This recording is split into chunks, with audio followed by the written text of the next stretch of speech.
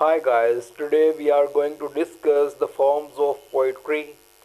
First of all, I'll elaborate sonnet. So guys, elegy, lyric, ideal, epic, pastoral, acrostic, epigram, ballad, ode. These are all the forms of a poetry. So guys, any kind of poem which you are reading but you don't know in which style it is written, then you should must see this video for your personal knowledge and your outer knowledge of literature. So this video will cover all the boundaries. So first of all, without wasting the time, we are discussing sonnet. What is sonnet? Sonnet, a poem of 14 lines using any of a number of formal rhyme schemes which has an iambic pentameter will be called sonnet. तो guys, कोई भी ऐसी नज़म जो 14 लाइनों में लिखी हो और एक iambic पेंटामीटर में हो और नंबर और फॉर्मल राइम स्कीम को फॉलो करे तो वो क्या कहलाएगी? सोनेट कहलाएगी। तो सोनेट में गाइस इंसान अपने इमोशंस का इजहार कर सकता है। शेक्सपियर की सोनेट आप ले लें, कोई भी जॉन मिल्टन की सोनेट ले लें, उसमें जॉन मिल्टन ने ऑन इज ब्लाइंडनेस में अपना वर्क बताया कि वो किस तरह से अपना जो अगर उससे एक अल्लाह पाक ने गॉड ने उससे एक पावर छीन ली बिनाए आंखों की रोशनी की, वो अंधा हो गया था, तो बदले में अल्लाह पाक ने उसको दूसरी भी दी। अल्लाह ने उसको इमेजिनेशन की पावर को स्ट्रॉन्ग कर दिया। तो उसमें वो ऑन इस ब्लाइंडनेस में वो सोनेट लिखता है। तो इसी तरह से जो सोनेट होती है वो 14 लाइनों की होती है। मजीद अगर इसको पढ़े तो iambic means that the first syllable is not stressed in each of the feet. The groups of syllables in the poetry, the second one is stressed. Pentameter means there are 5 of these feet. Meter means to say there are 5 of these feet, कि वो 5 में 5 लाइनों में लिखी जाएगी। या metre is the rhythm of the form. So guys, next is elegy. Elegy क्या है? एलिजी इंसान, आप कह लें कि जब कोई इंसान मर जाता है तो उसकी याद में आप मातम या मरसिया निगारी करते हैं। जिस तरह जो शिया है वो हज़रत इमाम हुसैन वगैरह के ऊपर, तो ये जो चीज़ें जो किसी के मरने के बाद उसके बारे में कोई भी ऐसी पोएम लिखी जाए जो उसको डेथ का मातम कर रही हो या उसका अफसोस कर रही हो या कोई ऐसी चीज़ का अफसोस जो आपसे खो गई हो, वो एलिजी पोएम होती है। तो एलिजी की डेफिनेशन पढ़ते हैं। An elegy is a form that mourns the death of a person और लेमेंट समथिंग लॉस्ट, कि कोई ऐसी चीज़ जो आपसे खो गई हो। आप meditation on the nature of the death, या कोई आप मुराकबा भी कर सकते हैं नेचर ऑफ द डेथ पे। Is a lyrical rather than its primary purpose is to express feelings and insights about its object rather than to tell a story. Expresses feelings of loss and sorrow while also praising the deceased and commenting on the meaning of the deceased time. So guys, the next one is lyric. What is lyric poetry? A short poem usually written in first person point of view and express personal thoughts and feelings. वैसे lyric का guys मतलब यही होता है कि कोई deep emotion वाली poetry हो जिसमें आप अपने डीप इमोशंस बता रहे हों, तो वो आपकी लिरिक पोइट्री कहलाती है। एक्सप्रेस एन इमोशन और an idea, describes the scene और ऑफन डेथ। तो इसी तरह से गाइस ये मतलब डीप इमोशन है, सिंपल कॉन्सेप्ट आप जेन में रखें बस। आइडियल, आइडियल क्या है? Short form descriptive of rural और पेस्टोरल लाइफ।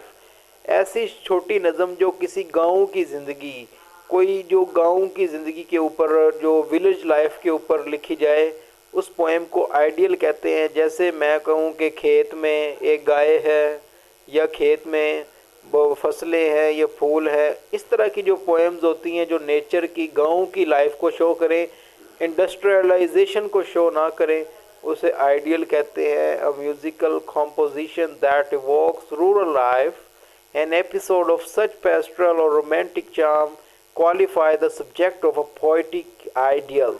तो वो इस चीज़ को क्वालिफाई कर सकती है। What is an epic poem? Epic poem means long narrative words, poems with a bombastic use of words. ऐसी लंबी नज़म जिसके अंदर आप हीरोइक वर्ड्स का इस्तेमाल करते हैं, जैसे it's a long narrative poem written in a verse that is often the length of a novel, के लेंथ ऑफ अ नावल की तरह उसकी वर्सेस होती हैं। The narrative typically tells the story of a single person. Guys ये काफ़ी लंबी poem होती है और इसके अंदर एक ना हीरो की कहानी को बयान किया जाता है। हम अगर आम रूटीन के अंदर हमारा कोई दोस्त कोई सुपर काम कर लेता है, कोई वंडरफुल काम करके आए, हम उसको कहते हैं वाओ इट्स एन एपिक, तुमने एक एपिक शानदार काम कर दिया। तो एपिक का मतलब होता है हीरोइक। तो इसी तरह से इसकी कुछ एग्जांपल्स हैं हमारे पास। A long narrative poem that tells about the adventures of a hero who reflects the ideals and values of a nation or race. Elements of a epic poem के अंदर क्या है? The main character or protagonist is hero, heroically larger than life, often the source and subject of a legend or a national hero। के वो कोई national hero भी हो सकता है या कोई legend भी हो सकता है। तो what is the definition of a legend?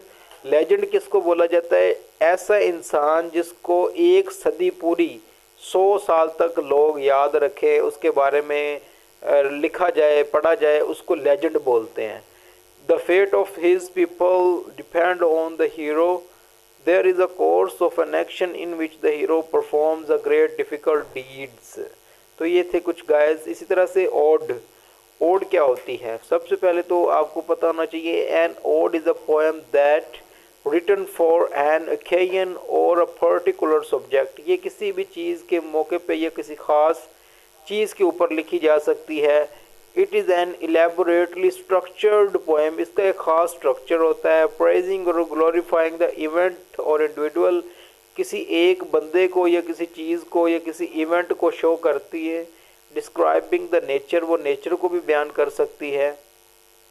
तो जैसे हम ये जो जॉन कीट्स की ले सकते हैं पोएम ओड टू ऑटम, वो भी बहुत परफेक्ट वर्क है।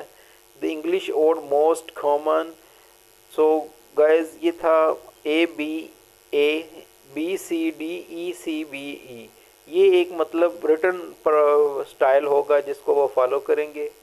Keats road the autumn after enjoying a lovely autumn day।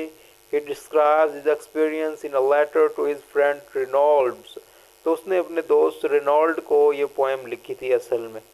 तो इसी तरह से गाइस ओड की मैं मज़ीद आपको डेफिनेशन दिखा देता हूँ कि ओड होता क्या है असल में। फ्रॉम द ग्रीक ओड और सॉन्ग टू समथिंग पब्लिक और प्राइवेट रिफ्लेक्शन, के ग्रीक जो यूनानी लोग थे उनके मुताबिक ये कोई ऐसा सॉन्ग था जिसके अंदर कोई भी हम प्राइवेट या अमूमी अक्कासी करते हैं किसी चीज़ की। Traditionally formal stately grand and long greet Latin. Latin जिस तरह हमारे जो लोग हैं वो इंग्लिश बोल के एशिया वाले बड़ा फ़ख्र महसूस करते हैं, इसी तरह से जो अंग्रेज़ हैं उनमें से जिसको ग्रीक या लैटिन आती हो तो उसको बड़ा सराहा जाता है कि वाओ यार ये लैटिन बोलता है। Odds has repeating stanzas and patterns. Romantic odes broke these structures, focusing on outpouring of emotion. So guys, these are the definition of an ode. What is the definition of ballad? Ballad is a poem that tells a story similar to a folk tale। folk tale से मुराद होती है लोक कहानी जिसका कोई return permit ना हो, बल्कि नस्लों से सीना बसीना दादी ने सुनाई, दादी ने आगे से बेटी को सुनाई, बेटी ने आगे से अपनी पोती को सुनाई। ऐसी कहानियाँ जो कबाइल में होती हैं जिनका कोई रिटर्न परमिट नहीं होता है उसको फोक टेल कहा जाता है। तो बैलेड पोएम के अंदर क्या होता है कि कोई भी एक गाना टाइप होती है, ये टप्पे जिसको बोलते हैं, और इसमें एक फोक टेल की स्टोरी को बयान किया जाता है किसी हीरो की। इसकी कुछ और भी निशानियाँ होती हैं। The second and the fourth line of each verse rhyme, उसमें जो दूसरी और चौथी लाइन में राइम होगी, एक राइम स्कीम होगी, मीन टू से रिदम होगा। इसी तरह से the basic form of the ballad is iambic heptameter, इसमें 7 लाइनें भी हो सकती हैं, 7 sets of unstressed stress labels per line. ये गाइस बैलड की एक और खूबसूरत डेफिनेशन आ गई है। Ballad is a poem that tells the story, usually not always, in the 4-line stanzas called quatrains.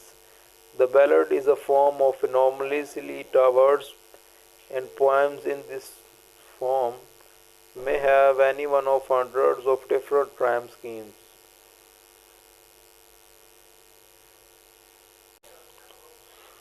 तो इसी तरह से गाइस पेस्टोरल पोएम है। Pastoral poem a poetic kind that concern itself with simple life of a country, कि जिस की country को describe करती है। Describe that life is stylised idealised terms, कि इस पोएम में भी सिंपल लाइफ को टर्म किया जाता है। इसकी करैक्टरिस्टिक्स क्या हैं?